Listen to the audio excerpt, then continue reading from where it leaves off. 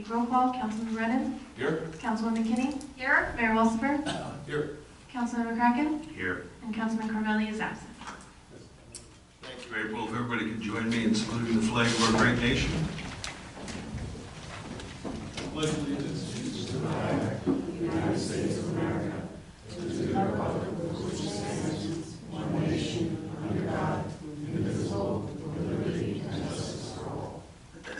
Everybody can just remain standing for a moment of silence for our troops, their families, all our first responders. And I have to mention Barbara Igley, a former councilwoman who passed away, and Walter Gant, who was a big part of our Belmar grant community, also passed away.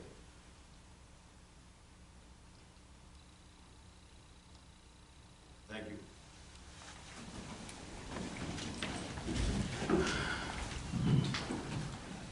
Okay, workshop. Everybody knows we have a resolution on here suggested by our chief of police for move our park move along boardwalk from 10 p.m. to 1 a.m. The reason for this is, and I'm going to let the chief explain it a little bit. The last pop-up car show that we had put all over their social media to make sure they don't get here till 10 o'clock at night because it's free parking along the boardwalk. So we've been having a lot of discussions. Last Friday, we had discussions with the Attorney General, State Police, New Jersey Transit, everybody that's involved with all the mayors, how to combat some of these things. And the biggest thing that came out of it, the Attorney General said you can't block roads, you have to allow people to come into your town, you can't discriminate, but the thing is to put in place everything that you need to combat and try to stop some of these things going on. So, since they put all over their social media, and I'm sure they're listening to us tonight, but we're going to move the paid parking till 1 in the morning. So, Chief, if you want to just expand on that a little bit. So after the last pop-up car meet, which happened during the Seafood Festival, I met with the borough administrator and Ryan DeLay, the fire marshal, trying to figure out other ways we can combat these events from happening. In those conversations and phone calls to the corporate office in 7-Eleven, I'm not sure if the borough administrator was going to speak about this.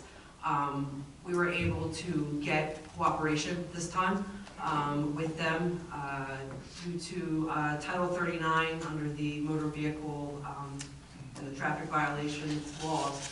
We needed to have them request that we are able to take authority over the parking lot because it is private property. So that has since been done. We do have the permission that if they do come back into town, we'll be able to shut down the parking lot and issue any violations that we see or observe, or ask them to leave, if not, remove them from that parking lot. 7-Eleven also received 4 charges under the fire code by Fire Marshal DeLay, so they will be receiving those. And then, again, as you said, with the posts that they're putting on the social media, now they're posting, let's go at 10 o'clock, the parking is free. I think if we expand and extend the parking till 1 a.m., may not stop them, but it will certainly help, you know, them coming into town and parking. So that it's my recommendation that we change that to 1 a.m. Thank you. This is from Administrator Kirschbaum. If you just expand a little bit on the 7-Eleven situation that we reached out to corporate. Yes, thanks, Mayor. Every time we went down to the owners of 7-Eleven, they gave us information that corporate policy would not allow them to close down either the store or the parking lot. On May 21st, when they had the last pop-up car show, we had pictures of the entire lot blocked. Like Chief Scott said, Ryan DeLay issued summonses to 7-Eleven, and I had called the corporate office advising them that we weren't getting any cooperation. where I can send more charges to the corporate office, at which time they had the regional manager from 7-Eleven Corporation call me. I explained the situation, and they agreed to change the policy. As soon as we know if there's going to be any action down there by any type of event, they're going to purchase their own barricades, and they're going to barricade their property. So, like the chief said, we had them sign an agreement where our police department could enforce Title 39 on their property. So I'm also addressing, I know they haven't been a great neighbor. I told the corporate office at 7-Eleven on 8th and Ocean has not been a good neighbor based on the complaints I've gotten over the past few years. And we're working with the corporate office to clean that all up. So it's a step in the right direction to try to keep some semblance of order down there on Ocean Avenue when we do have these events. Thank you. If any of the council members have any questions? I actually do, Chief. If someone's driving down the street with a muffler that's very loud, that is in itself a ticketable offense, correct? Yes. During the day, during the night, all times? Okay, because I had several residents ask me, is this something they could be pulled over for? And I was unclear. So that is in itself a Yes. problem, just the sound, right? And it doesn't matter what time of day, it could be all day. Okay, just making sure. Anyone else? Thank you, Mr. Mayor. Chief, I would really appreciate all your work on this, and also, this is Administrator Richmond, all the effort to make the connection with corporate for 7-Eleven to deal with that. You know, having to pay for parking along the boardwalk until 1 o'clock in the morning is fairly draconian, in my opinion. But I think, quite frankly, it's come to this. Maybe the people with the car rallies will finally get the message that, yeah, you can visit, but we don't want that. And, you know, if that's what you want to do, you're not welcome here.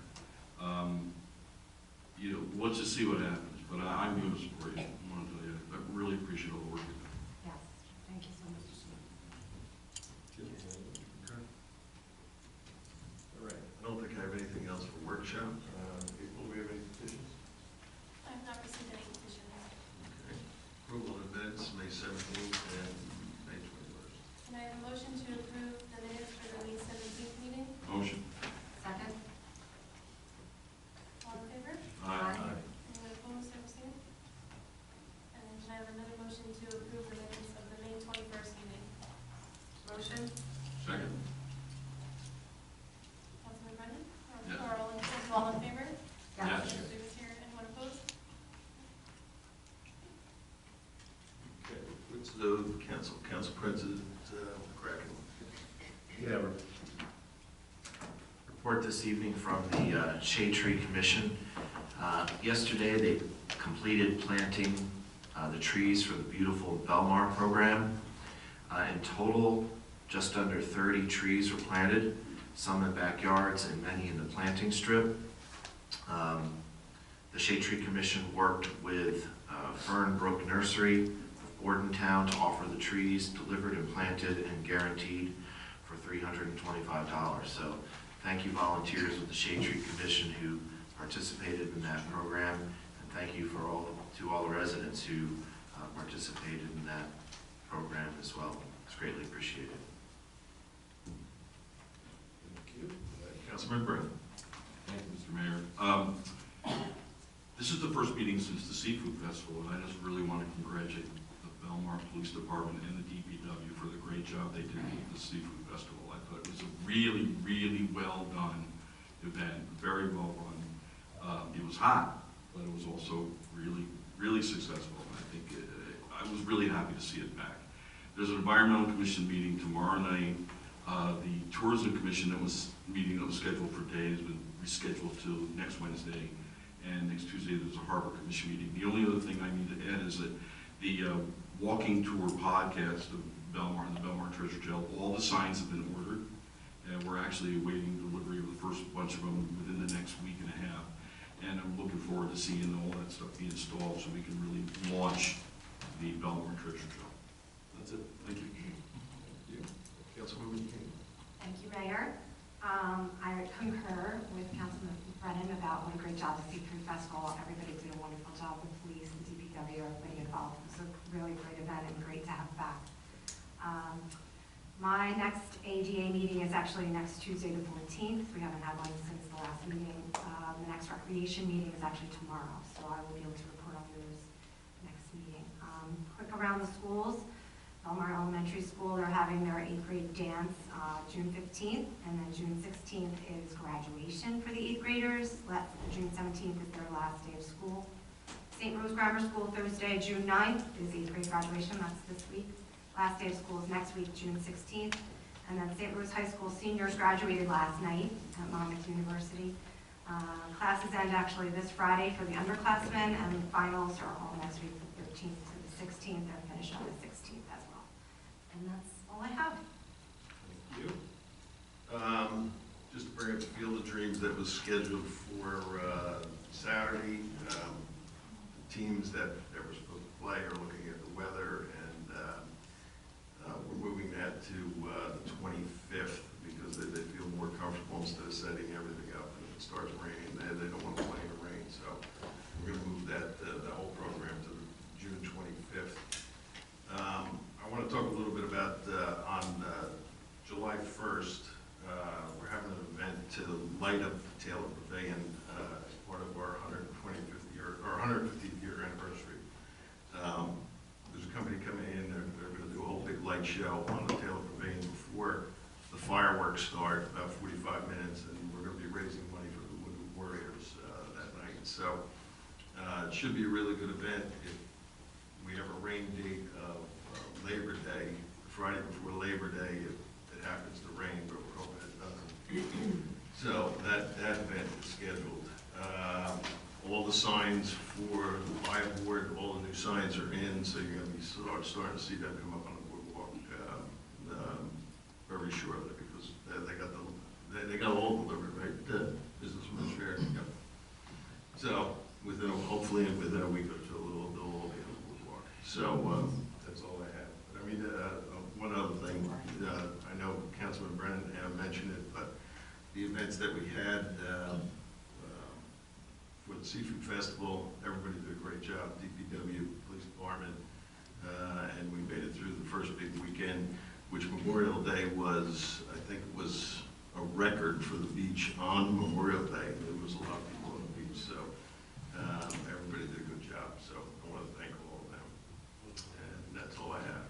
So we're on to public session on any of the resolution items. If anyone would like to speak on a resolution listed on the agenda, please step forward, state your name and address.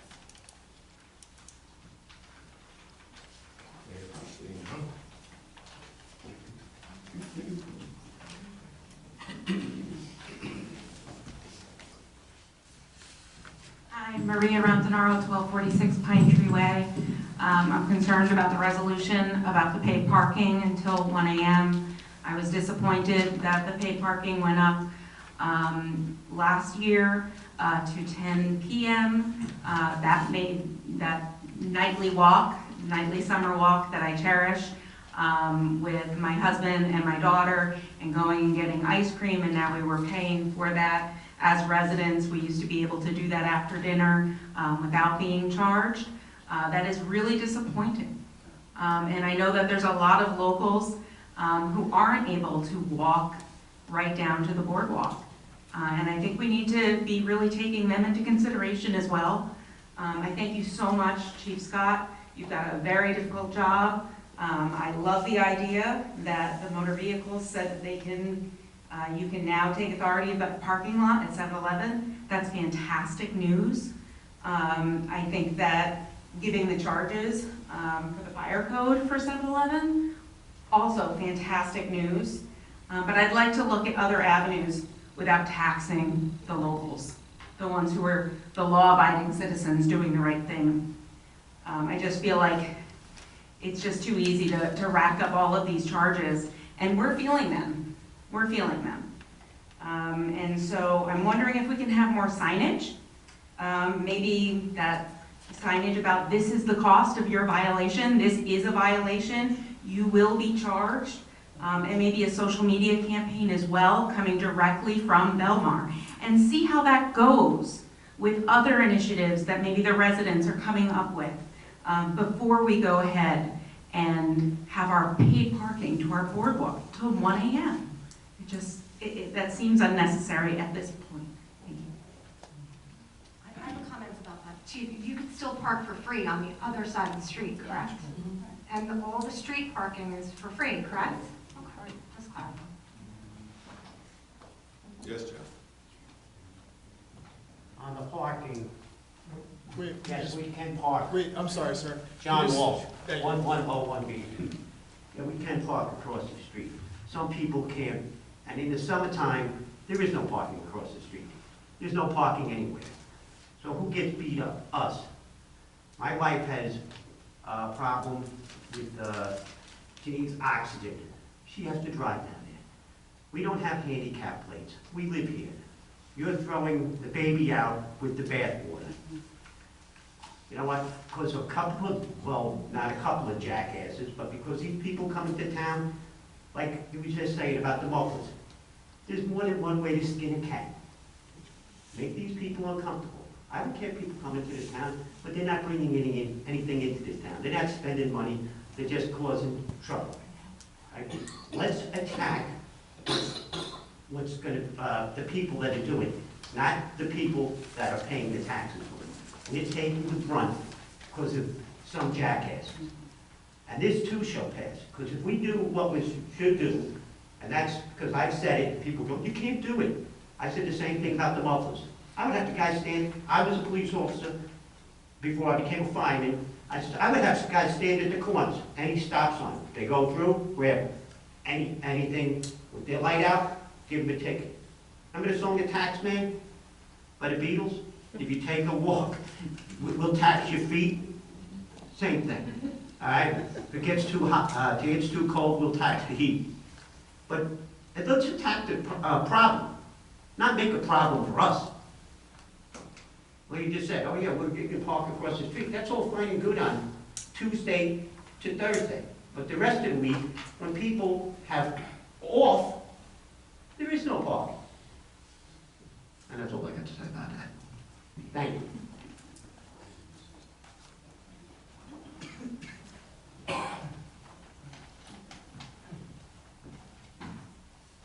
Hi, I'm Jim DiOrio, 217 8th Avenue.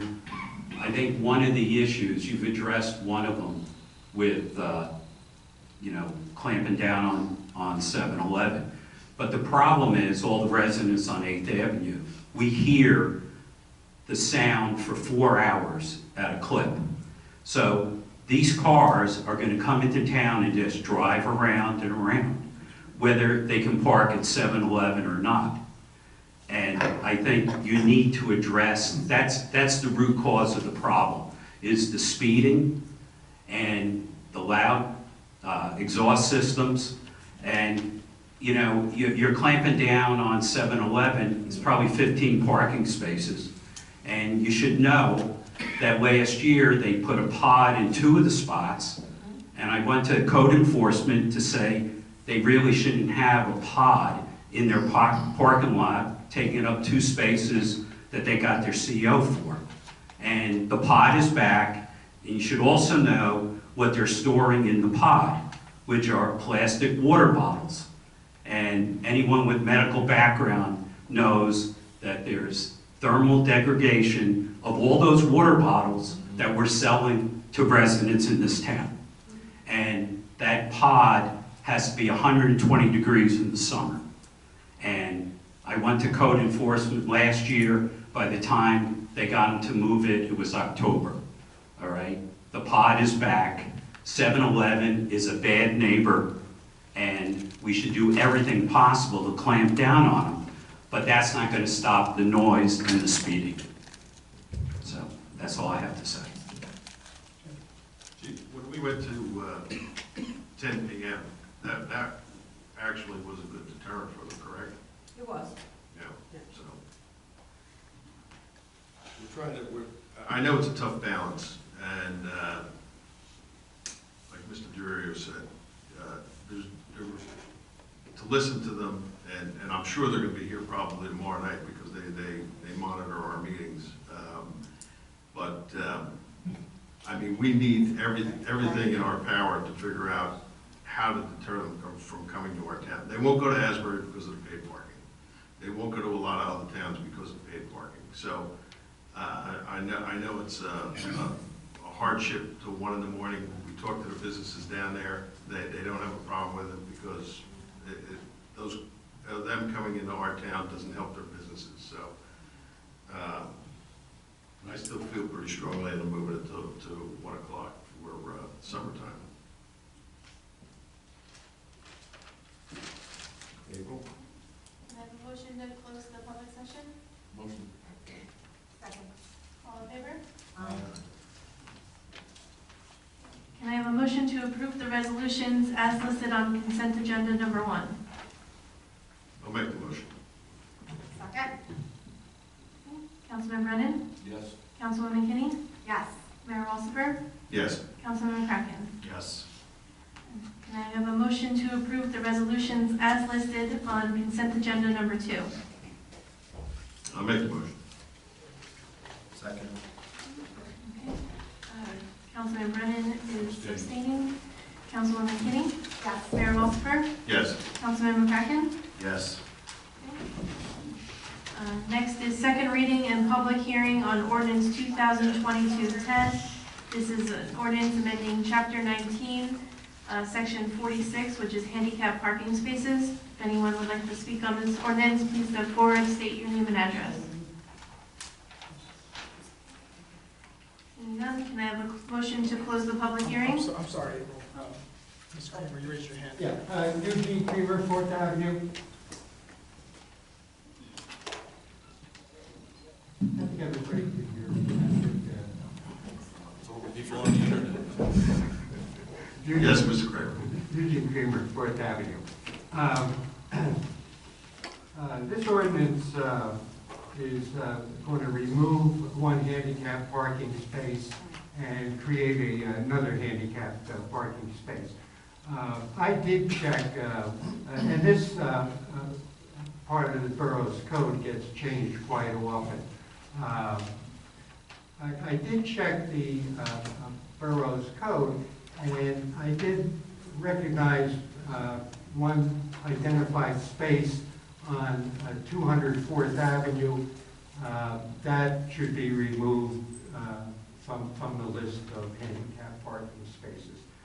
So the next time this ordinance comes up for revision, I would just make a note that 204th Avenue is no longer signed. There's no longer signage for handicap parking, and the woman that was handicapped, she died a long time ago. That's all. Chief, can you have traffic take a look at that? Can I have a motion to close the public hearing? Motion. Second. Second. All in favor? And can I have a motion to adopt ordinance 2022-10? Motion. Second. Councilman Brennan? Yes. Councilwoman Kinney? Yes. Mayor Walsifer? Yes. Councilman McCracken? Yes. Okay, on the public session. Yes, Lee. Linda Sharkus, 4th Avenue. I'd like to thank the Shade Tree Commission for bringing trees to town at such an affordable cost, and now have a red tree in front of my house. I can't wait for autumn to come along. It's beautiful.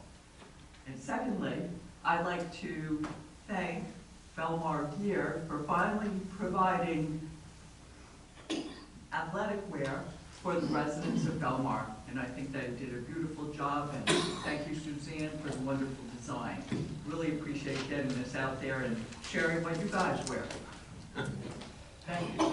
Yes, the Shade Tree Commission does a great job for us. Anyone else? Yes.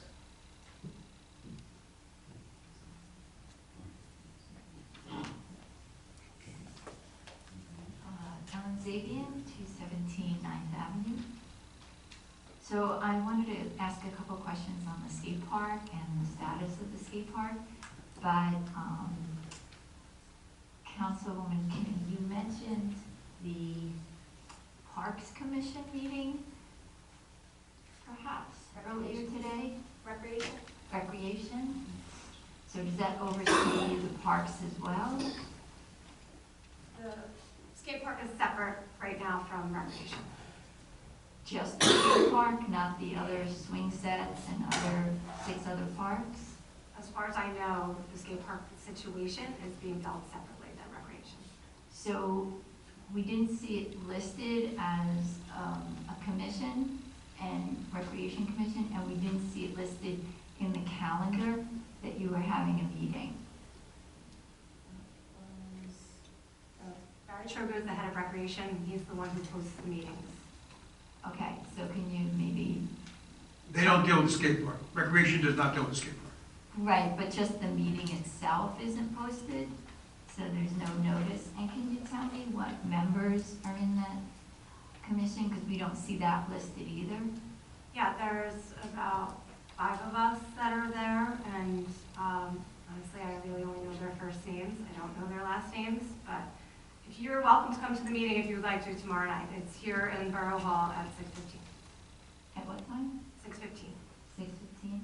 And then, But we won't be addressing anything really regarding the skate park, just so you're clear. yeah, but we can learn what's going on. Because according to section 15-2.3, it's the park system overall that we're asking about. I'm going to read a couple of things that I highlighted from this section to encourage a balanced system, meaning age and interest group in your park system, to give the opportunity for individuals and community groups to present ideas as well as management of the parks. There's supposed to be a meeting on or before December 1st each year to prepare and present to council proposals and recommendations on projects, as well as budgeting, funding, new and replacement for park equipment. So I'm hoping that that can be posted as well. The skate park group submitted a petition, so we were wondering, where is that petition and how is that going? I am not aware where we are with the petition. Well, I mean, we're working on it, and we're reaching out to different companies to give us what they're proposing. We're reaching out to them, tell them what the size is. There's a lot of companies that want to dig in the ground and do some forming in the ground. That can't happen where we're at. So they're going to come with proposals to us, and at that time, Parks and Recreation, once we have about 4 or 5 different plans, they will be involved on picking out the plan, so then we can go out to bid. So if a plan comes into us and Parks and Recreation thinks it'll work, the mayor and council will think it'll work, then we'll put bid specs together and go out for bid on this is what we want coming to the park. So we're waiting for these companies to come before us and show us exactly what they have, what they're going to propose to build. Actually, our petition was about creating a budget line for. Well, that's nice, but, you know, it's the Belmar taxpayers that have to foot the bill, so it'll come before the mayor and council and our financial team to take a look at, to see what we can afford. Okay. All these committees, even Parks and Recreation, are advisory committees to the mayor and council. I'm more focused on the process of filing a petition and what happens to that petition, how long. We take it into consideration. Okay. And I did some research. I'm an attorney and a professor of law. I looked up any lawsuits since 1885 against the town of Belmar involving a skate park incident and found 0. And I asked my students to also look it up because they're better researchers than me, and they also found 0. So I'd like to either put that issue to rest, or perhaps the council can provide me with what lawsuit they refer to that potentially happened, there is none that I can find. And I have access to incredible software. All goes to our insurance company. Insurance company handles everything. So it again, wouldn't be a lawsuit against again, Belmar, it'd be, Again, is there a lawsuit that you know that was filed against the skate park? Patrick, we can't talk about Yes any or lawsuits, no? can we? Well, we can't necessarily start talking about lawsuits, but as a lawyer and as a professional law, you're certainly aware that just because a case could have been filed, there are pre-complete settlements. So you can threaten, and then under New Jersey, are you familiar with Title 59 and the requirements to file a torts claim notice? And then the subsequent investigation that occurs thereafter? So I'm not here to tit for tat for you Well, because, no, because I'm just- I know that you're an excellent attorney and I give you kudos for what you're doing. And to be honest with you, I am a very well-known, respected attorney in the sports space. I'm well aware. Okay, You've done an so, excellent career. yeah, I'm not I- trying to shoot that down. I That's have- not the point of I my have fought for comments. gender equity and rights across the world. But what I'm asking is, as a resident, I would want to know, has there been a lawsuit filed, adjudicated, and heard? I can't find one. So it's a resident asking a question about her town. I would truthfully have to, this is working? I would have to look into it. We were appointed in 2019, so if a lawsuit did occur prior to our appointment, we would have to reach out to the insurance carrier to figure out which law firm it was issued over Right. to, because it's almost like a funneling cloud where the torts claim notice comes in, then it gets sent over. I'm sorry. It's not No, on, no, no, but I'm I sorry. understand what you're Hold on. saying, there's a process. Can you get back to us on the next council meeting on whether, can you address that to the JIF and find out? I can certainly try my absolute best to get back to you in 2 weeks, but the JIF manages hundreds of municipalities, and if they'll look into it, but 2 weeks might not be. So the JIF is, I can ask a public record from the JIF. Absolutely. Yeah, and so is that what you're doing in essence, or you don't have to ask a public record? No, because I work on, the JIF is the insurance carrier that assigns the cases to Right. whoever the attorney is. 9 times out of 10 it is the township attorney, but just because you are the township attorney doesn't necessarily mean I get assigned representation. Sorry. Does this sound a little better? Yes. Yes. So just because you're township attorney doesn't necessarily mean you're gonna get assigned representation. So 2 weeks in a perfect world, the answer would be yes, I can get an answer, but in an imperfect world where it's. Okay, well, we're not going anywhere. Yeah. So I've been I'm here 4 sorry. generations. I'll stay a little longer. And then lastly, I know that each basketball league, the town charges them $800 to play at the park. I was curious, I couldn't find on the budget where that income comes into and whether it's dispersed within Dempsey Park itself, or is it funnel into another fund? So if someone can tell me where I can find it in the budget of the revenue stream from the leagues and then the expenditures on the park itself to repair and upgrade and so forth? Or does it get spent on other parks? I know it goes into recreation, but that normally the cost is to cover all the coaches and referees and everything like that's in there, so it's pretty much a wash. But our financial team will be here next meeting. Okay, Because we'll be talking about the budget, and that'll be a question that you can ask them. okay. Thank you for supporting the skate park. Yes.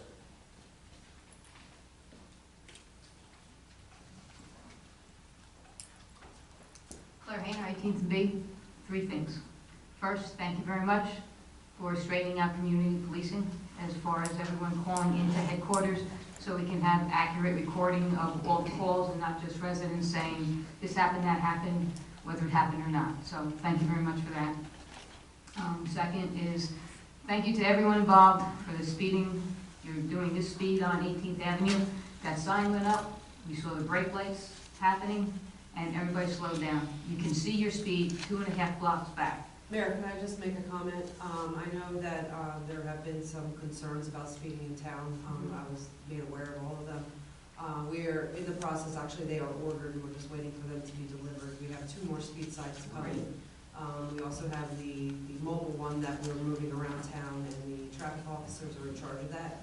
So they have a schedule to where it's going from street to street, because apparently they're speeding on every street in every asset of this town. So we are moving that around. And then we also have an additional sign. I believe it's on North Boulevard right now, which is going to be incorporated into the rotation of all these signs that we do have. And I also am working it into the budget so that next year we can buy 2 more signs and you know, continue to do that. I also have spoke to the sergeants and OSCs and shifts and to beef up. They are out there running radar. Just to give you some numbers, we had 1,600 calls for the month of May. 122 motor vehicle stops were made for moving violations such as speeding, careless, reckless, not just parking tickets. Out of those 122 stops that were made, 83 summonses were issued. Just so you guys know, I did write it down on my pad, but I don't remember what I wrote. So the officers are out there. They are enforcing it. On a normal shift, an average full-time officers, there's 3 to 5. Right now, some of the squads are working with the minimum of 3. They're running call to call. So they are out there, you know, enforcing the speeding and doing stationary radar. Excellent, excellent. One other thing that one of the neighbors had asked me to mention is a possibility on the corner of 19th and B to put up a no right-hand turn sign, like the one on 17th. For some reason, they don't recognize the one way coming this way. They may still want to turn. So we're still getting a lot down that way. And if we have signs around, so be it. I don't want to spend more money, but if they're there, a no right. I'll look into it. Okay. And I'm keeping my fingers crossed that 18th Avenue slows down with the pop-ups gone, because they are loud coming down there. So thank you very much. Appreciate it all. Yes, John? These are the easy ones. John Walsh, 1101 P Street. Again, I'm still waiting for the chin-up bar on 14th Avenue.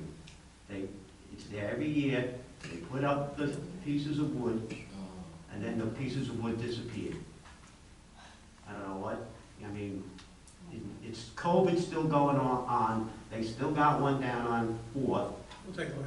All right? Yes, sir. All right. Not sure if it's a lifeguard or DPW put them up, but we'll check. But it was up. They just didn't have the piece of pipe in it. Oh, it's up now. They just need a piece of pipe?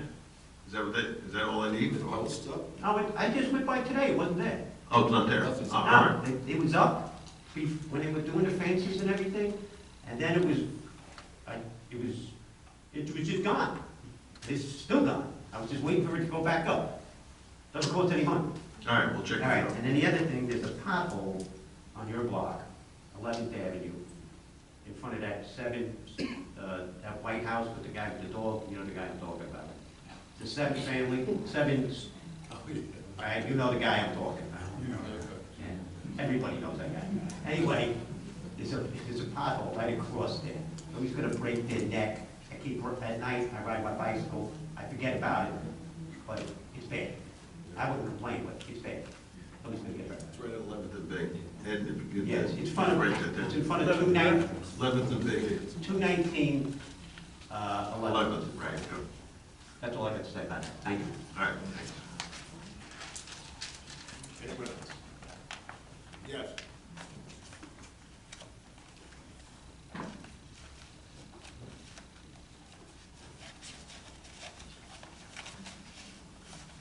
I'm Nancy DiLorenzo, 206 17th Avenue. So regarding the speed signs and the speeding machines, how are you determined what streets? Because I know there's speeding all over because I drive around town, I see all the streets, but like, some streets are busier than others, like 17th has a Parkway sign there, so I think they're all the people, and that's why, are you gonna like, is it to be equal or hard? Yeah, they're gonna be moved around. So the signs that we have, they all have to be charged at some point, so they're good for about 5 days. So, like, the one portable little one that we have, that we usually put it underneath a 25-mile-an-hour sign, it was on 16th Avenue. It died. We brought it in, we charged it overnight, now it's on 10th Avenue. So, you know, we're just randomly moving it around town, trying to cover all the areas, but right now we have 3, so there'll be 3 streets at a time that will have this sign somewhere on the street. I wish I had one for every street. We can work that into the budget, Mayor, maybe in the future. But just so you know, we bought 2, and it was $8,000. So, you know, buying 1 or 2 per year and trying to get them around town is the goal. I think they work, and they do. I slow down. When I drive down, I hit one on New Bedford every morning. And I'm not saying that I speed every morning, but it flashes when I'm going to the street. And I'm in a police car slowing down. So they do work, and I think they deter you know, people from speeding. So, but we're trying to cover the entire town with just 3 or 4 signs. So we're just trying to put them where we think that they'll be the most effective. And Chief, they also record the speed and the amount of cars? The one portable one does. So I'm able to, the officers that, we can pull the information off of it, like it was on 16th Avenue. So I get a report from the traffic officers. Here's, you know, the average speed was so-and-so. This amount of cars went down the street. You know, high speed was this, low speed was that, average is this. So we can definitely pull, you know, stats on. I mean, maybe you could schedule 17th Avenue, because I know that, you know, when they're leaving the beach or leaving the bars, they go up 17th. So maybe 17th can be scheduled. The other thing is regarding some of the noise ordinance. Like, I've called several times on like a particular home. So is the law actually for a noise ordinance? They shouldn't be getting a warning. They should actually be getting a ticket, or do they get leeway on? I mean, officers have discretion. If we get a call, just say, you know, it's 2 people talking on a porch, they may not write that. They may just tell them to go inside. So we do have the no tolerance in town, but sometimes it's, like I said, 2 people sitting on a porch may not be noise. And if it's not heard off the property line, it's not considered a violation. Okay. Well, I've already given the address to my police, my zone chief, because it's. What is the address, though? It's 205. 205. Yeah. So, okay, thank you. Yes.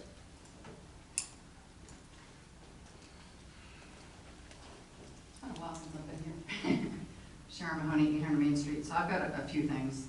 I'm listing them out on my phone. Sorry if I'm not, you know, ignoring you. Exchanged emails with a couple of you regarding those fix-it stations. Ms. Kenny, Councilman Kenny. So the fix-it stations I mentioned are, if anybody knows about these, they're bike fix-it stations, right? You see them in parks, you know, the county parks. I've seen a lot of towns that have a lot of really, you know, bike-friendly areas. So I never got a response back from anybody regarding that. So I know we discussed it, and it's just it's a matter of buying them and budgeting for them and all that. So Yeah, I think it'd be a great idea. You just have a couple on Ocean Avenue, a couple on Main Street, so people know where to go. I think it's a great idea too. Okay, all right. I saw that they repainted a lot of the crosswalks in town, okay, some of the major areas, great, however, and I haven't been down the street since maybe last week, although I did see the line guys in town. So the crosswalks along E Street around the school, so 8th and 7th Avenue, really need to be repainted, okay? Like Everything's scheduled, they're doing it as... Yeah, okay. So 5th and E is my other pain point. So I walk that route down 5th Avenue to E, I'm sorry, down E to 5th. I live, you know, by 8th. And then I usually cross there and then go around along the marina, along the water, and then back, you know, around Inlet Terrace. That is a really dangerous section right there. You have people flying down 5th Avenue from that light, right? And especially in the morning when the sun is in their eyes, they're not paying attention to anything else except the beach ahead of them. So, and then people coming down E after dropping the kids off at school, they're just like, you know, and flying around that corner. So number one, it's really, the way that crosswalk is painted now, it's really thin lines. I mean, you did, you know, put them across, but you really can't see them. Like, if you drive down that street from Main Street, just take a look next time you're driving there, you can't see them until you're almost on top of them. Number two, I really think it would be great to get a stop sign at that, going east. Going west is kind of hard, because, you've got those 3 streets that come into, play in one place, but going east, put one in the street and one there, that would really help slow down that traffic. I mean, the speeders coming down that street, because they're not just going 25, they're going like 40, down there. So that's a suggestion, okay, for your list. Are you ticketing for the 2-hour parking on Main Street, Chief Scott? We aren't at this moment, until we get all of our staffing up, and then all the businesses will be notified that it's. Okay, because there are people using that as their all-day parking right now. There's a motorcycle that's parked out there all day. He puts his Zomo cone out, basically it's his personal parking spot, which it's town property, not supposed to be doing that, Where's that at? In front of Beach House Brewery. Yeah, all day, every day, from like 7 in the morning to like 3 o'clock in the afternoon. Okay, there was a debate on the resident Facebook group regarding angled parking on Ocean Avenue. Okay, so a couple questions I have. One, is it legal to park facing out in those angled spots? No, it's a state statute. Okay, I was trying to find that, and I couldn't. In the state statute, in our statutes, it's really hard for me to find that. I couldn't find the DMV regulation. I'm sorry, I looked up the same thing, because I saw that same Okay. conversation. The way the state statute reads, it says that if you're going to park, you have to park facing the direction of traffic in your line. Now, parallel parking is pretty easy to see. If you're parked on the wrong side of the street, you're facing the wrong way, that's clearly a violation. But with diagonal parking, if the diagonal is angled, I guess to your right, the idea is the way we have it on Ocean Avenue, you're pulling in, technically you're facing the direction of traffic of the lane you're pulling in from. The one person pointed out that in Hoboken, they have back-in diagonal parking. But when you look at the diagram, their diagonal parking is the opposite of what we have on Ocean Avenue. So when they back in, they're still facing the direction that that the lane of traffic is going in. And that's how I read the statute. It doesn't specifically address diagonal parking, but I think the understanding is you got to be facing the direction of the traffic. Right, yeah, it makes sense, right? It's, to me, common sense. So one person mentioned that, a couple people said that there's no signage stating that it's supposed to be head-on parking. And I even looked in the DMV manual, like when you get your license, it doesn't even really state it in there either, and it probably should. So I don't know if there's any signage that can be added, whether it's in the, when you go to pay your parking down there, right, pay for parking down there, and it says it, by the way, head-on parking, that's an easy fix, that's software. That was one really good suggestion, something on Park Mobile that says, when you're parking in diagonal parking, you have to park. Yeah, that's an easy fix, okay. Then, regarding the noise of the car rallies coming into town. So, consider a cruising ordinance. Because a lot of these cars, if they're not gonna, let's say you're gonna increase the time when they have to, what the paid parking is. Some of those 2 hours and $2 an hour are not a deterrent for some of these guys. They really don't care. But if there's an ordinance that says, hey, you cannot cruise, the term cruise, in Belmar, where you're cruising around with your music blaring and your muffler blaring, whatever, Constitution of the United States, people have the right to be where they want to be.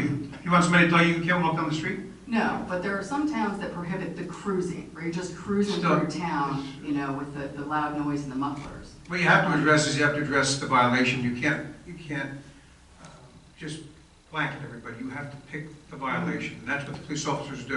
If there's a loud muffler, they write it. If they roll through a stop sign, they write it. If they're speeding, they write it. But they have to be there to see it happening. Of course they have to be there to see it happen. Right. So that's the way, you can't profile. No, it's not profiling, it's not a profile, okay. And then I emailed you and Edwin never really followed up, but the website, I know that, John, you run the website? Okay, so I know there's an intern on staff, I believe, for the summer. There are some pages on there that are very hard to read. I need to get a microphone, my magnifying glass or zoom up, which is really hard to do. So I would suggest having that person go through all your pages to look and make sure they're ADA compliant, 508 compliance, right? Because even if you then, because you have different formats of like the tablet, the phone, whatever, make sure that they're all, readable across the point. That's all I have. All right, thank you. Yes, Mr. Dilberger. Tom Dilberger, 1000 River Road. You just said profile. Well, with profiling, if we stop the guy for broken taillight or whatever, right, that's profiling.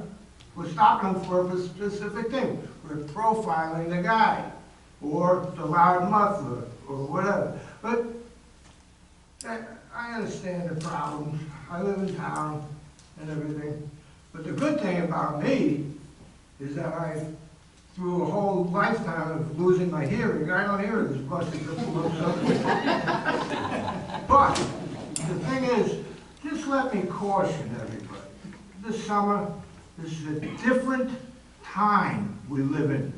A very different time from when I was a young man 50 years ago. A very different time. Be careful about this stuff.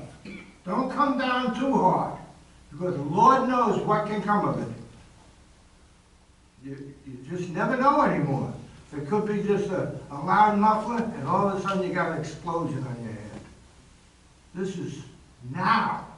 Be careful of what we do. Let me just say this, I might as well I'm up, about the skate park. Make a decision, for crying out loud.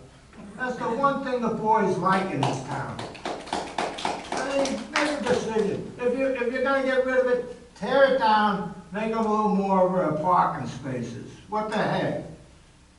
Or, as far as, just take, if you're going to, let it go and have it work, don't worry about bids or anything. Just open it up. And as I keep saying, people get hurt all the time. I'll bet you a few people died today. Right? Come on, let's just do something, right or wrong. Just take yourself by the butt and jump into the abyss. Do something, even if it's wrong. What the heck? My Lord. Yes.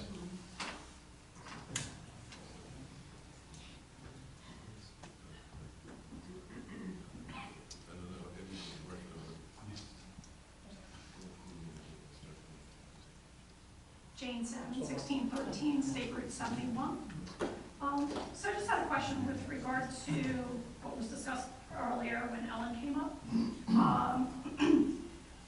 You mentioned that the skate park's not included is under the jurisdiction of the Rec Commission, but then you went on to say that Parks and Rec has to approve the plans before it will go out to bid. So No, I did not say that. I said that they will be involved after we have a couple of presentations on which park would be the one that we're looking to build.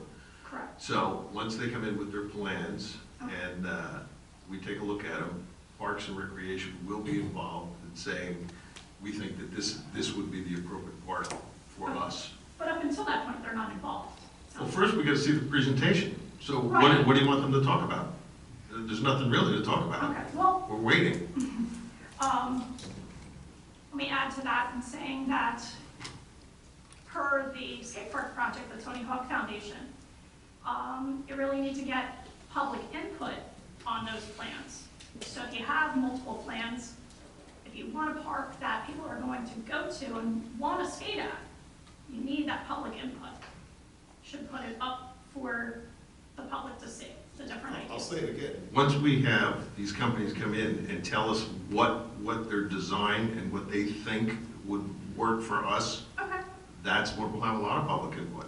And we'll be able to pick which one we want, and we'll go out to bid for that and see what the best price we can get.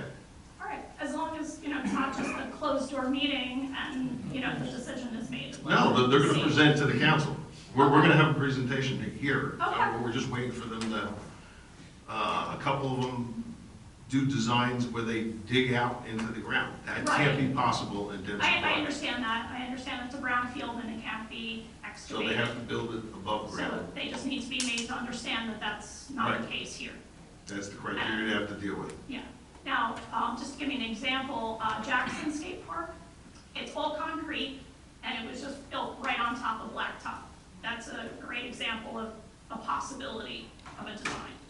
Doesn't have to be exactly like that, but you get what I'm saying. It's concrete part laid on top of That's what blacktop. you need to do. So if you were to speak to any of these companies, I would give that as an example. Right, okay. Okay? Thank you. Anyone else? Yes.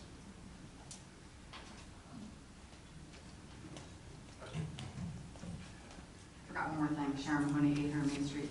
I know there's an ordinance against motorized bikes on the boardwalk, correct? Or something, okay, because other towns have it as well.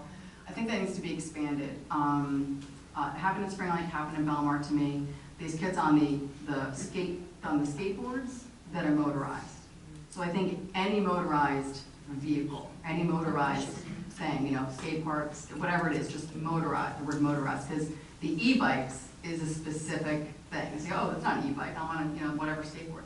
So anything that's powered or motorized, if you just expand it to that, that would cover those other ones, because they scared the Jesus out of me. You know, I'm walking, this guy's flying by, and you know, if I had stepped one way over this way, or whatever way, I would have been knocked over. Yeah, there's no skateboarding of any kind permitted on the boardwalk. Talk about They do it. Just telling you, so, okay. And then, most of the bike cups are all pedal bikes, right? No e-bikes? Have you guys looked into that? Because then they'd be faster. I think we have one, electric bike, Okay. but again, it's just the cost of the. Yeah. How much are they, by the way? I don't know, the one that we got was donated, so I'm Okay. not even sure. Could ask for more donations. Then they, you know, they'd be faster in getting to, you know, help people out and whatnot versus, you know, pedal bikes. Okay, thank you. They can't run on the boardwalk now. Well, but I thought the police were allowed to, because it's part of the police force. They're allowed to walk on the boardwalk, no one else is, during certain times, right? The police should be allowed to all the time, in my opinion. Yes, no? no. No. You're saying no. You're saying I'm no. saying no. It would be like essentially saying, and this is crazy, it's like saying, well, the police can speed whenever they want because they're the police force. They can't. I mean, if the But chief, they're patrolling, if so. patrolling, they still have to abide by the laws. They're allowed to exceed the speed when they're not so far, not so much as a pursuit, that's a different word.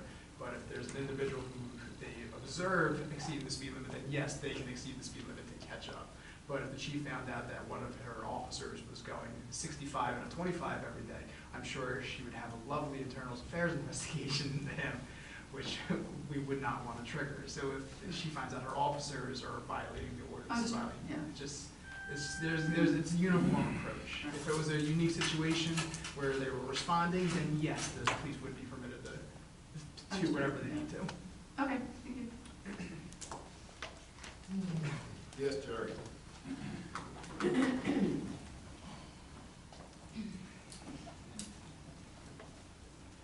Sherry Buckafusco, 409 Fifth Avenue. I was going to let this go, but I thought then Mr. Vargas would think less of me, because he'd think I'd be sleeping, you know, or slipping, all right? The special meeting that occurred on May 21st, the notice in the paper was the day before in the Asbury Park Press, right, which was 24-hour notice, when the Open Public Meetings Act says it should be 48 hours. Now, I had this discussion with Mr. Dasty about a year and a half ago about the special meeting that we had about the water rate increases. And ultimately, the council decided to essentially correct it by just passing the ordinance at the next meeting, okay? So I don't want you to think I'm slipping, but I don't think proper notice was given for that meeting.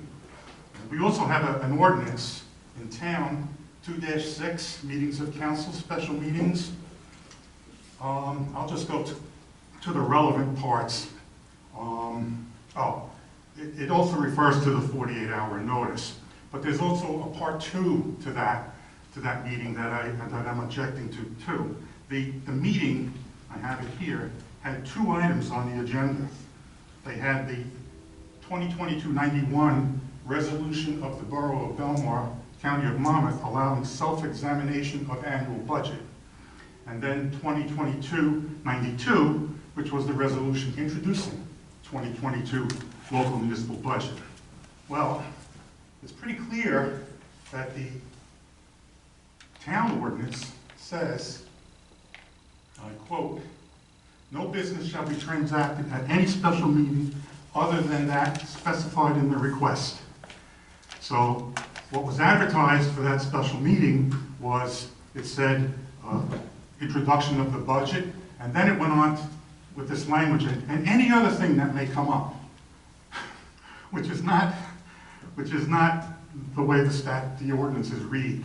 So I just want to put it on the record. I think there's two problems that occurred with that meeting. Number one, there wasn't enough notice given to the public, because I didn't really know about it until I saw it in the paper, and I know a lot of people did not know about it. And the second thing was that second resolution was not specified in the notice. So I don't think that resolution should have been considered at that point. Right? So you know I'm not slipping. Thank you.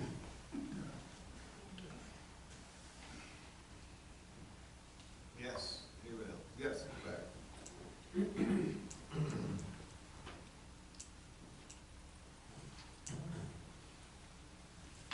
Hello, that's ASCO 20617. As everybody knows, they've had pop-up parties in Long Branch. In social media, I heard there was going to be a pop-up party in Asbury. I don't think that happened. My question to you, Chief Scott and Mayor, are we prepared to handle that situation to stop or prevent it from happening in our town? We've been having conversations, I know I have, and again with the governor last week. We've been having conversations with state, county, and the local agencies as well, state police, Monmouth County Prosecutor's Office. Where I'm actually in the process of getting the emergency curfew in place, that if, in fact, they show up here, we'll have that. It's the same thing that Long Branch used. So we would be able to put that in place at a moment's notice in order to do that. Unfortunately, they come down, from up north on the train or in their vehicles, but we are in constant communication with the county and state levels. I'm on a conference call twice a week with all the chiefs in the area and throughout the state, trying to figure out ways to make sure that everybody is ready and prepared for this. Are there guidelines for the residents in case that happens? How will the whole town be aware that this is happening, and how can we prepare? We would have to notify you through the Nixle system website, it's Facebook and all the social media outlets is how we would put it out there. So, but it is in the works that if we do have to have, put that into place. Unfortunately, it's not something we can use for, since it's a hot topic tonight, the pop-up car meets, because even though they're loud and obnoxious and, an inconvenience for everybody, they're not causing any violence or anything like that when they're here. You get what I'm saying? They're not causing a riot. Yes, they're gathering, but they have the right to do that. So this emergency curfew will be something that if, something like Long Branch happened here, we would be able to just go straight to that, get the information out, via social media, the Nixle system and everything like that. And word of mouth, we would be, obviously have to shut down businesses and stuff on Ocean Avenue, as well as, in town. So, we are preparing ourselves if something like that does happen. Do you anticipate that happening? I know you don't have a magic ball, but. Right now I know of 4 that are supposedly happening on June 18th. One in Long Branch, one in Asbury, one in Point Pleasant, one in Seaside. The one that was for Asbury last week, or I think it was last weekend, nothing ever came of it. But everybody was monitoring, state police were monitoring, county was monitoring, all the local agencies were monitoring, everything, so. Thank you.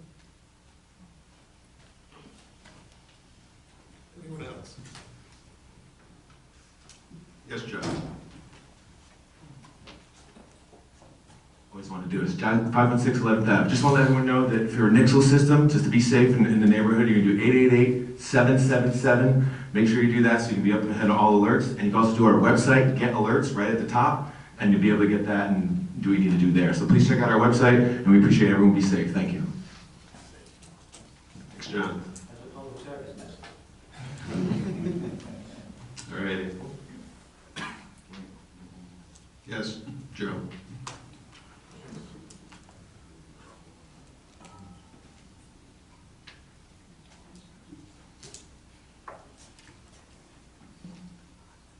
Joe McAvoy, 700 Main Street.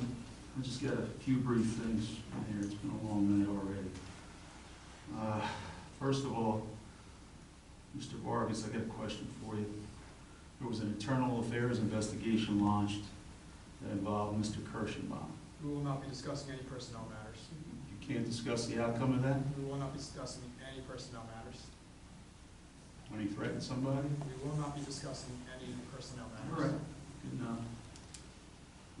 Mr. McCracken, 7 months it took. The flags are looking great. They're flying when they're supposed to be flying, half-mast when they're supposed to be at half-mast. I appreciate you finally taking care of that. It's nice of you to come over to me at the Memorial Day service, introduce me to your wife. That was a nice thing you did there, so I appreciate that. And this week's the anniversary of D-Day, and a lot of people don't know it, but even the greatest generation, when the Nazis took over Europe, just before the Battle of Britain, there were only 51% of Americans at the time who were in favor of going over there and fighting in World War II. So it's always been a divided nation. But the difference back then is when they made a decision, they went with it. So I appreciate your help on that.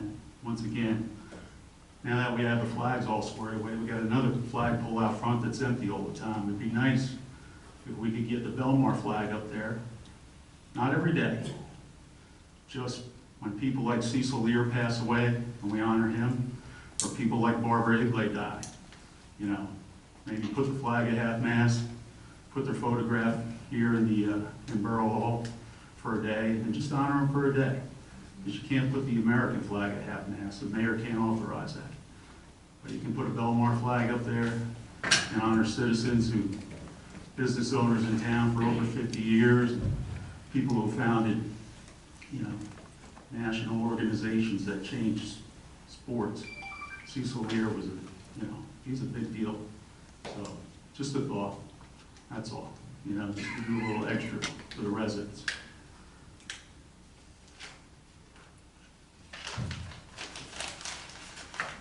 Mr. Brennan, we had a talk last month about your promotion of electric blowers. You know, and you invited the corporations into town, right, to promote things.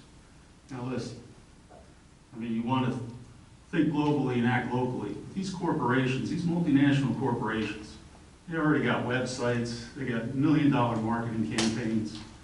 They got that all figured out. I mean, they refuse to come in, but for obvious reasons, we're small beans. But there's no reason to fight those guys into town. They got. And then you said when that didn't work, you wanted the big box stores in here. You know, Walmart, the Waltons, the kids, they got 14 billionaires, all the kids. And they can't pay their employees a living wage, and they brag about all the money they donate to charities. And then you want to invite big box stores into town. Just let the economy and the fair trade economy just run its course. And electric things will come in. They'll come into play. I'll relay your concerns to the Environmental Commission. Okay, I appreciate that.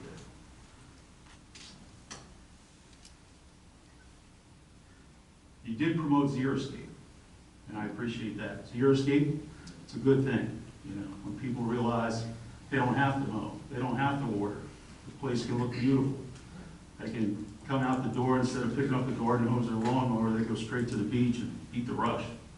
So that's a good thing you promoted that. I remember you promoted No Mow Maze, which is a good thing. And, you know, it saves gas, water, money, noise, all those resources. Let's talk about 6th Avenue and Main Street, the building that went up. You know, I was impressed.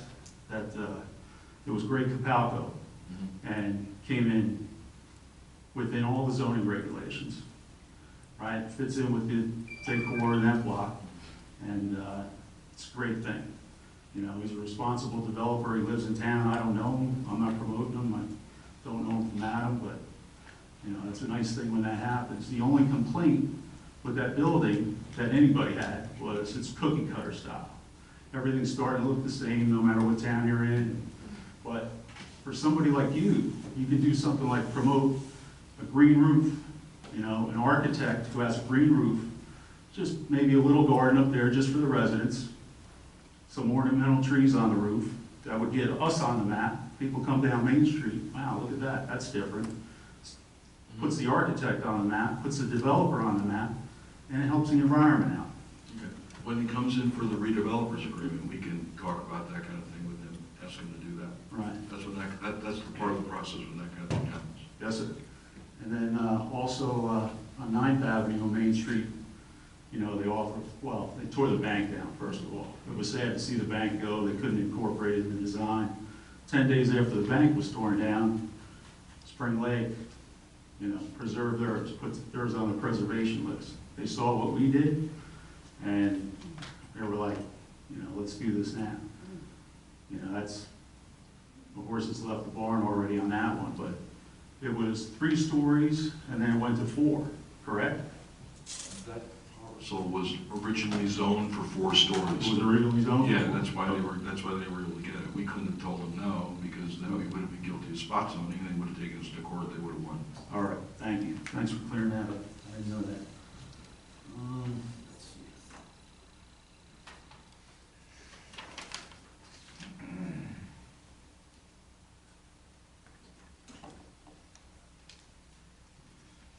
You also talk about the environment.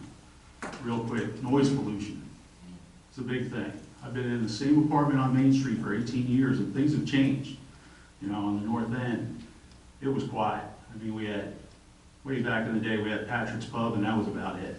And it wasn't quiet, it was dead. It was dead in the winter. It was, you know, and we'd go towards the center of town for any kind of action, drinking, whatever.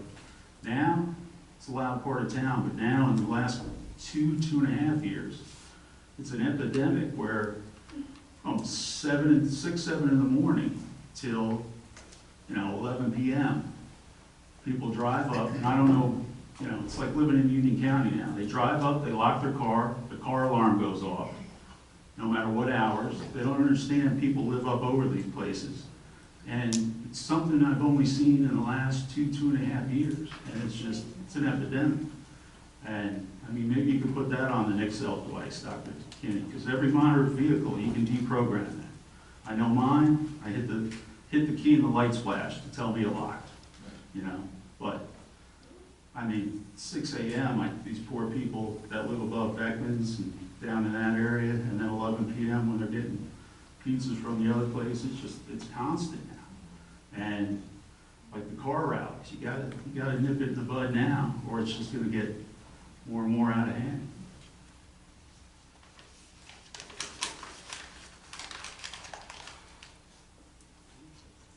Mayor, I'm gonna finish up with you tonight. Mark Twain had a saying, he said, it's not the things we don't know that get us in trouble. It's the things we do know that just ain't so. So I want to clear something up. From 2 weeks ago, after I walked away from the podium, you had a comment about George. First of all, George is one of the greatest human beings you could ever meet. Absolutely. Everybody agrees on that. Okay? Now, when I first moved to town in 1994, George's family was the first people who befriended me. I actually dated his sister briefly, became good friends with his mom, and used to sit out and talk to her about local politics on the sidewalk all the time. Tough lady, really tough. And George and I mean, I know I don't go back as far as you do, because I only moved to town in 94. He was the first person I met, first place I went was a diner for breakfast. Where do you go? All the locals go there. And that was that. And George and I recovered a dead Mexican-American kid, 17 years old, on a nighttime water rescue. George held the line for us, and I think it was Johnny Mark spotted the kid in about 20 feet of water, and I went down and pulled him up. And George tried to resuscitate him. I can still see his face. But, you know, there's a saying also, you know, freedom has a special flavor. The protected will never know. And I kind of disagree with that. I think freedom has a special flavor for people who come from other countries, like George's mom, and live the American dream and appreciate it. And we were really close when she was alive. And, you know, you think I come in here and complain about the flags and look for it as an excuse, you know, to blow you up. And I know, when that flag was at half-mast, because there was a half-mast alert in South Carolina, and I can understand Public Works made an honest mistake, right? I called George on the phone. So I had his number. I said, George, you know, the flag's not supposed to be at half-mast. Well, you know, the boss told me to put it at half-mast, so I got to do that. I got to leave it there, Joey. I understand, George. You know, when the flag was ready to rip to shreds, I called him. I said, George, you know, take the flag down. I got a storm flag that I can give you, that the veterans and some concerned citizens donated. Took up a collection and we donated. We want to give it to the town. I can give it to you now. I'll go out in the rain and I'll help you put it up. Joey, you got to give that to the bosses. I can't accept that. You got to, fine, I'll bring it to the council meeting. And I gave it to the chief. So, at the end of the meeting when he said, you know, let me tell you, George has been doing this for 3.5 years, or through 3 administrations, I apologize. He's been doing it a lot more than 3.5 years. And Mr. Kirschenbaum starts snickering and smiling, like, oh, here we go, we got him now. You know, to stand on the shoulders of George, or to try to use George versus me. I didn't say it to get at you. I'm just saying that not one of us up here puts the flags up or down. Not one of us sitting up here. So we depend on George. Yes. And I think he does, and I said, I think he does a good job. He does more than a good job. Because George came to us and he said he felt responsible for what you were saying to us. And I had to reassure him that we have full confidence in him. And that's the reason I said it, because George was getting nervous about putting the flags up and down. And I don't need that. He does a good job. Yes, sir. Can I ask you where the video of the council meeting went? Because it's not on YouTube, it's not on the Belmar.com, it's not on your official website. And that video shows half the audience clapping. All the audience should be clapping for George. If I had stayed in the room, I'd have stood up and clapped for him. But the other half had their shoulders shrugged, and they knew you were trying to stand on his shoulders to elevate yourself or play me against him. No? Don't respond to that? Okay, we'll move on. Okay, we'll move on.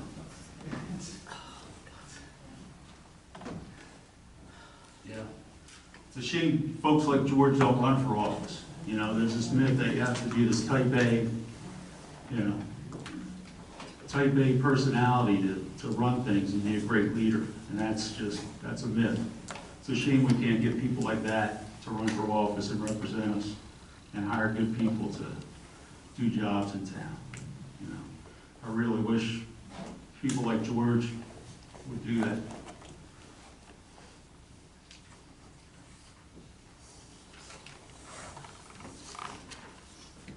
And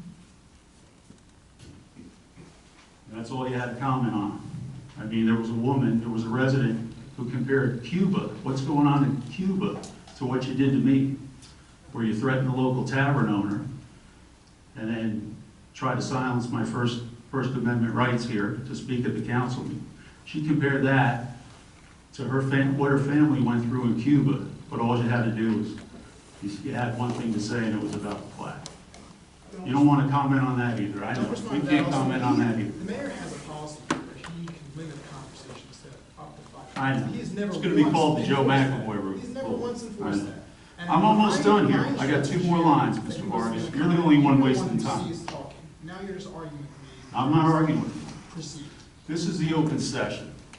The Proceed. mad moms and the angry housewives come up here and yell and scream. He doesn't interrupt them. He doesn't interrupt the Democrats when they're grandstanding, but I get interrupted by you and him. You get interrupted. Can I by finish? me when you get interrupted. Hello? You get interrupted by me when you start launching accusations. Oh, accusations. I know exactly what happened. That's fine. You want to sue me for libel, sue me. We'll get right to the bottom of it. I don't. It's not accusations. I don't come up here with accusations. I get all my ducks in a row, Mr. Vargas. Now, last month, Mayor, I asked you about Mr. Sinelli. He's your Director of Special Operations, correct? Correct. Okay. Mr. Sinelli handles all the events, and they were scaled down because of COVID. He said he was redirected to do other jobs in town. He's already the head of code enforcement, right? He draws a salary on that, correct? He draws one salary. Draws one salary. So he's the head of code enforcement. Then he's director of special operations. Then he's drawing EMS money separately, correct? No, he's not. No? It's all one salary. So where did he get redirected? He's already doing all these jobs. And according to a newspaper article, he was supposed to be handling your social media accounts. And we only saw a big rise in that, in the quality of the social media account in January when Dr. Kinney came in. He was doing a big job because he's director of emergency management. Right. And during COVID, that was his full job. Right. That was his full job. Okay. Outstanding. Good answer. I still, all these, if we had all former female teachers running the town, everybody would be complaining. But we got all former male cops. And, it's like I said once before, we really should change the address of Borough Hall from 601 Main Street back to 601 F Street, because the taxpayers are really getting effed. If you look into it, you follow the money, you find that out. In fact, they should change the phone number here to 1-877 jobs for cops. It's got a ring to it. 1-877 jobs for cops. KOPS jobs for cops. Right? We'll see you in 2 weeks, Mayor. Dr. Kinney, I don't have time for you tonight. I'm tired. We'll address the things I told you we were going to address 2 weeks from now.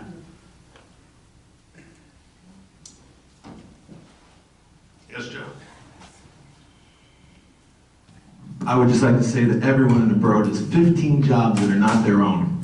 And they work hard, and Frank Sinelli is a great man, and he does a lot of work, and he helps me and helps everyone, and our social media is great. Thank you very much.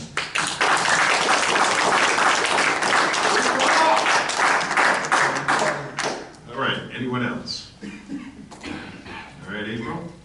Can I have a motion to close the public session and adjourn the meeting? Motion. All in favor? Aye. Thank you for everyone for coming out tonight. Okay.